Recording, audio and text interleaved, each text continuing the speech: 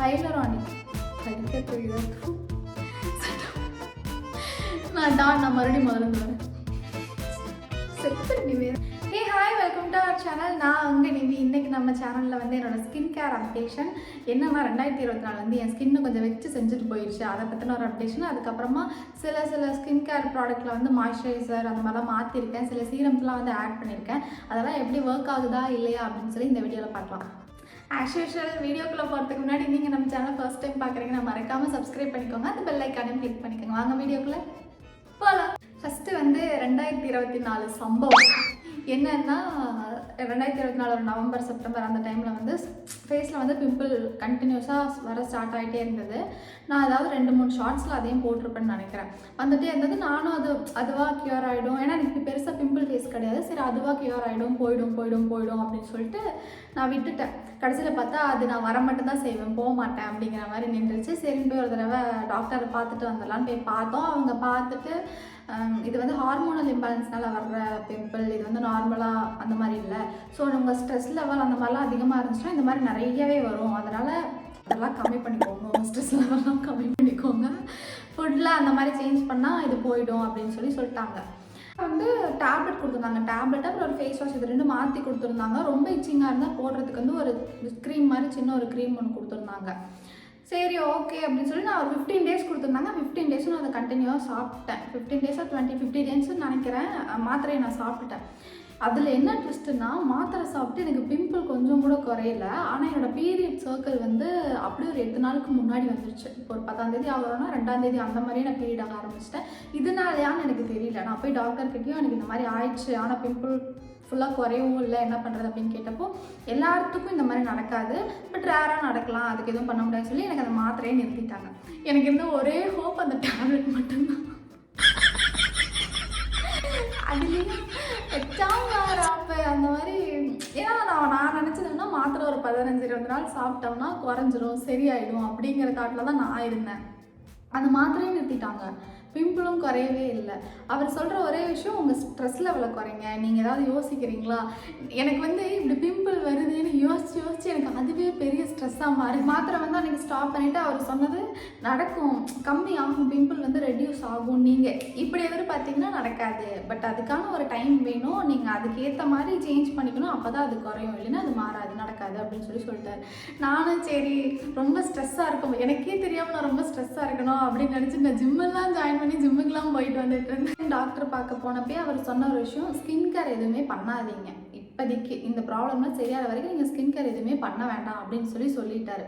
நான் second time போனப்போ அவர் மேக்கப்பே போடாதீங்க அப்படின்னு சொல்லிட்டார். நான் அன்றைக்கி மேக்கப்பே போடல, நிஜமாவே நான் மேக்கப் போடல. நான் வந்து ஐப்ரோஸும் லிப்ஸ்டிக் மட்டும் தான் போட்டு போயிருப்பேன். ஒரு ஷார்ட்ஸில் கூட சொல்லியிருப்பேன், எனக்கு டாக்டரை பார்க்க போகிறோம், இது மட்டும் தான் போட்டு போகிறேன், அது அப்படி தான் போனேன். அவர் இதையுமே போடாதீங்க, லிப்ஸ்டிக்குமே போடாதீங்க, ஐப்ரோஸுமே போடாதீங்க, ஃப்ரீயாக விடுங்க, ஸ்கின்னை ப்ரீத் பண்ண விடுங்க அப்படின்னு சொல்லிட்டு நான் வந்து என் இந்த இடத்துல அந்த பழைய ஃபோட்டோஸ்லாம் இருக்கும், அதெல்லாம் நான் போடுறேன். இப்போ என் ஸ்கின் வந்து இப்படி தான் இருக்குது. நான் எதுவும் போடல, ஐப்ரோஸ் அண்ட் லிப்ஸ்டிக் போட்டிருக்கேன், ஃபேஸில் எதுவுமே போடல, அப்படியே மூஞ்சி கழுவுன face, serum, moisturiser, sunscreen, makeup எதுவுமே இல்லை.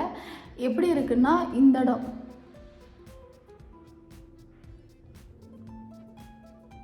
இந்த மார்க் வந்து எனக்கு எப்போவுமே இருக்காது, எனக்கு பர்த் மார்க் மாதிரி அப்பப்போ அப்படியே தான் இருக்கும். அது இந்த இடம்லாம் அப்படியே ஹெவியாக இருந்துச்சு. இது ஃபுல்லாக, இங்கே ஃபுல்லாக, இந்த இடம் ஃபுல்லாக அப்படியே வாயை சுற்றியும் அப்படி தான் இருப்பேன், அப்படி தான் இருந்துச்சு. இப்போ நல்லாவே ரெக்கவர் ஆயிடுச்சு. இங்கே நெத்திலெலாம் இருந்தது, நெத்திலெலாம் இந்த இடத்துலலாம் இப்போ வந்து நல்லாவே ரெக்கவர் ஆகிருக்கு.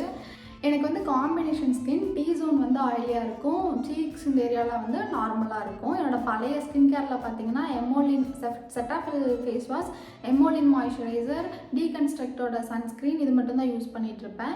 இப்போ கரண்ட்டாக என்ன யூஸ் பண்ணிகிட்ருக்கேன்னா, நான் என்னோட காட்டன் கியோட ceramide and hyaluronic barrier repair moisturiser இது யூஸ் பண்ணிகிட்ருக்கேன் மாய்ஸ்சரைசராக. ஆஸ் யூஷுவல் என்னோட டீகன்ஸ்ட்ரக்டோட சன்ஸ்க்ரீன், இந்த சன்ஸ்க்ரீன் வந்து நான் ரீஸ்டாக் பண்ணி வச்சுருந்தேன், ஒரு 4-5 டப்பா இப்படி பேக்கெட் வாங்கி வச்சுருந்தனால. அப்போ அதிலலாம் வந்து இப்படி திறக்கிற மாதிரி இருக்கும். இதில் என்னென்னா இப்போ இப்படி எனக்கு அதாவது தீந்துருச்சுன்னு நான் இது வாங்கினேன். நான் இடையில ஒரு 2 மாதமாக சன்ஸ்க்ரீனே இது அப்ளை பண்ணலையா, அதனால் நான் இது வாங்கினேன். புதுசாக இப்படி விட்டுருக்காங்க போல்.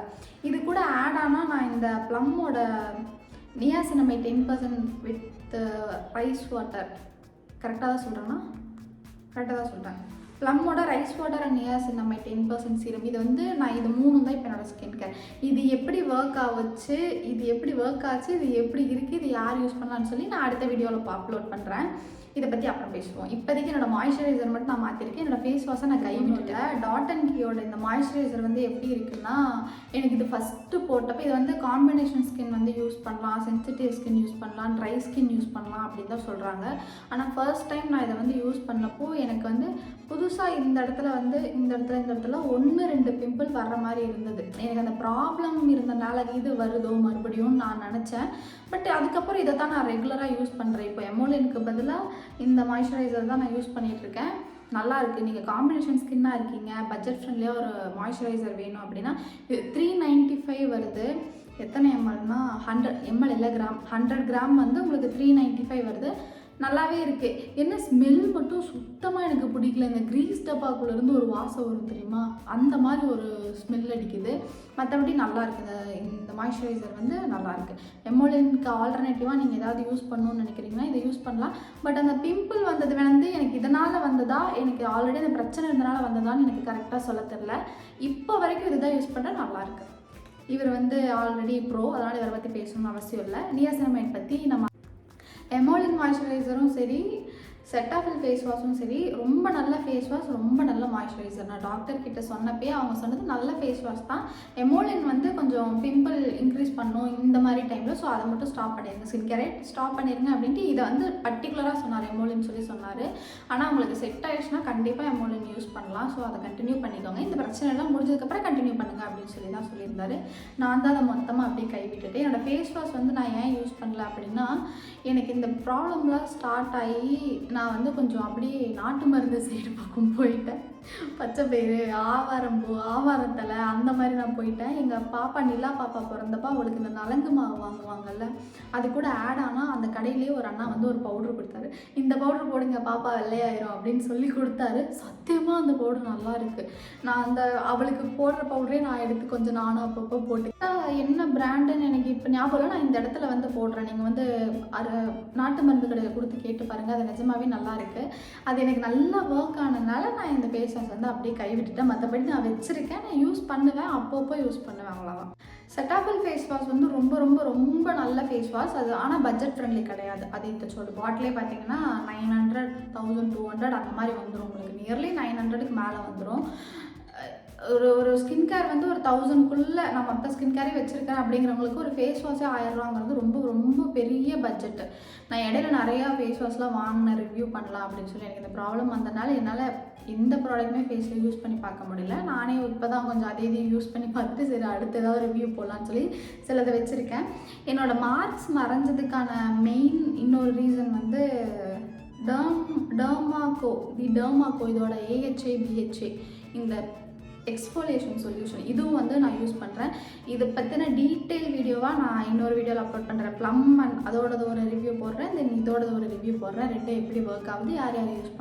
இப்போ எனக்கு ஃபேஸ் கம்ப்ளீட்டாக ஓகே. ஸோ இதுக்கப்புறமா நான் get ready with me video, makeup video இந்த மாதிரி வீடியோஸ்லாம் அப்லோட் பண்ணுறேன். இன்றைக்கான வீடியோ அவ்வளோதான். இந்த வீடியோ உங்களுக்கு பிடிச்சிருந்தா மறக்காமல் லைக் பண்ணுங்கள், ஷேர் பண்ணுங்கள். ஏதாவது டவுட் இருந்தால் கமெண்ட்டில் கேளுங்க. விட்டமின் சி சீரம் வீடியோ ஒன்று போட்டோம் இல்லையா, அதுக்கு கீழே அந்த கமெண்ட் செக்ஷனில் இன்னும் டிபேட் போயிட்டே இருக்குது. எனக்கு ஒர்க் ஆகுது, உனக்கு ஒர்க் ஆகலை, எனக்கு பாட்டில் உடஞ்சது, அந்த கமெண்ட்ஸ் எல்லாமே பார்த்துட்டு தான் இருக்கேன்.